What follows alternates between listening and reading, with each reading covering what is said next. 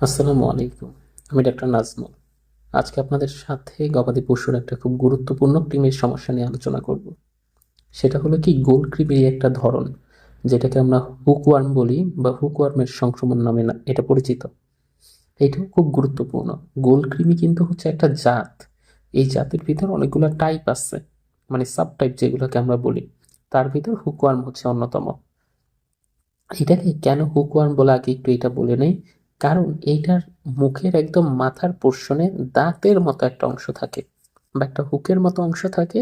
ওই হুক দিয়ে ও সাধারণত হচ্ছে ইন্টেস্টাইনে ছিদ্র করে বা ইন্টেস্টাইনের সাথে খুব সুন্দর মতো আটকে থাকে। ওই জন্য এ ধরনের কৃমিকে হুকওয়ার্ম নামে নামকরণ করা হয়। আর এই কৃমি আপনি হচ্ছে গরু, ছাগল, ভেড়া, মহিষ প্রায় সব ধরনের প্রাণীতেই বা গবাদি পশুতে আপনি দেখতে পাবেন এটা। তাহলে বুঝতে পারছেন তো, হুকওয়ার্ম হচ্ছে গোল কৃমিরই একটা ধরন। এবার চলুন আমরা একটু জেনে নেই এই রোগটা হইলে কি কি ধরনের লক্ষণ প্রকাশ পায়।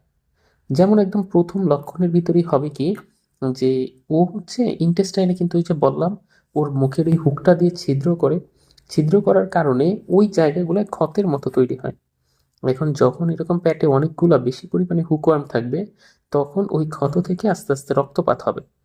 তো যেহেতু পেটে এত বেশি পরিমাণে কৃমি আছে, খাবারটা ঠিকমতো ডাইজেস্ট হবে না, শোষণও হবে না। যার কারণে দেখা যাবে যে ওই খাবারটা ইনডাইজেস্টেড অবস্থায় থাকবে। মানে পেটে গ্যাস হবে, পাতলা পায়খানা হবে, এবং ওইটা ওইখানে যেহেতু ক্ষত করছে ওই ক্ষতর সাথে রক্তপাতও হবে।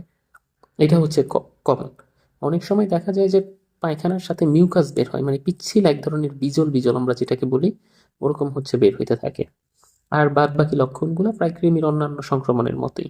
যেমন হচ্ছে দেহের ওজন হ্রাস পাবে, লোম খসখসে হয়ে যাবে, ক্ষুধা মন্দা দেখা দিবে, কালো রঙের পায়খানা হবে। বেসিক্যালি কালো রঙের পায়খানা এটা ওই রক্তের জন্যই। অনেক সময় রক্তটা আসলে ক্ষুদ্রান্ত থেকে বাহির পর্যন্ত আসতে আসতে অনেকটা সময় লাগে, তো এই জন্য এটা কালো হয়ে যায়। তো ওইটা ওই রক্তের জন্যই পায়খানার কালারটা হচ্ছে কালো হবে। তো এটা কিভাবে আমরা আইডেন্টিফাই করতে পারি যে আমাদের পশুটা হুকওয়ার্ম দ্বারা আক্রান্ত হয়েছে? এটা কিন্তু প্রচুর পরিমাণে ব্লাড খায়। ওটা কিন্তু একটা ব্লাড সাক করতে পারে অনেক। যার কারণে বডিতে যদি মাশাআল্লাহ অল্প কয়েকটা হুকওয়ার্ম থাকে, তাহলেই হচ্ছে ওর রক্ত শূন্যতা হবে, এটা আপনি একদম শিওর বলতে পারেন। কারণ এটা এতটা পরিমাণে হচ্ছে রক্তকে শোষণ করে। ওকে, তাহলে এখন আমরা আইডেন্টিফাই করব কিভাবে আমাদের প্রাণীটার মধ্যে হুকওয়ার্ম আছে কিনা? ওই যে অন্যান্য সবগুলোর মতো ফিসিস টেস্ট।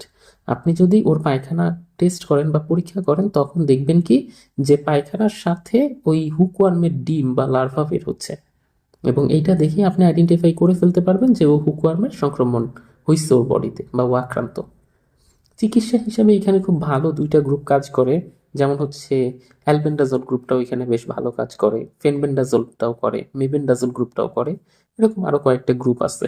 আপনি যদি প্রপার ডোজে এই গ্রুপের ওষুধগুলোকে ব্যবহার করতে পারেন, তাহলে দেখবেন যে বেশ ভালো রকমভাবেই ট্রিটমেন্ট সারা পাচ্ছেন। এবং এই যে প্রপার ডোজ কোনটা হবে, এটা যে সবসময় 70 বা 75 বা 80 কেজির জন্য একটা ট্যাবলেট হবে, ব্যাপারটা এরকম না। এটা নির্ভর করবে যে ওই ফিসিসের উপর কি পরিমাণ ডিম পাওয়া যাচ্ছে। যদি ডিমের পরিমাণ একটু বেশি পাওয়া যায়, তার মানে বডিতে হুকওয়ার্মের পরিমাণটা বেশি আসছে, তখন ডোজ সাধারণের চেয়ে একটু বাড়তি হবে। এটা হচ্ছে আমাদের কমন। আর এই প্রাণীটা যেহেতু হচ্ছে প্রচুর পরিমাণে ব্লাড সাক করতেছে, শরীরে তো রক্ত শূন্যতা থাকবে।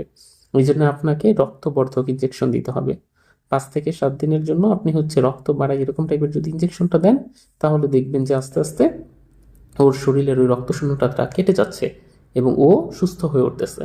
আর বাদ বাকি অন্য হিসাব তো হচ্ছে ওই নর্মালগুলোর মতোই, যেমন লিভার টনিক আপনি চাইলে চালাইতে পারেন। রক্তবর্ধক ইনজেকশন দিলে আর আলাদা রুচির ইনজেকশন দেওয়া লাগে না। কারণ রক্ত যখন এই যে বাড়ায় যে ওষুধটা, এটার ভিতরে অলরেডি রুচির মেকানিজম থাকে। দ্যাটস ওয়াই অন্য আর মেডিসিন আপনাকে এই টাইমে দেওয়ার দরকার হবে না। আর আরেকটা ব্যাপার হচ্ছে কি, যে কি কি কাজ করলে সাধারণত এই হুকওয়ার্মের সংক্রমণটা হবে না একদম প্রথম থেকেই। কৃমির লার্ভা বা ডিম আপনারা তো জানেনই যে ভেজা বা স্যাঁতসেঁতে পরিবেশে থাকে। এখন ওরা যেন এই ভেজা বা স্যাঁতসেঁতে পরিবেশে আপনার গবাদি পশুটা কোনোভাবে না থাকে, এই বিষয়টার দিকে একটু খেয়াল রাখবেন। তারপরে আরেকটা হচ্ছে কি, হুকওয়ার্মের যে লার্ভাটা থাকে, এটা কিন্তু পরিবেশে অনেক দিন যাবত হচ্ছে লং লাস্টিং বেঁচে থাকতে পারে।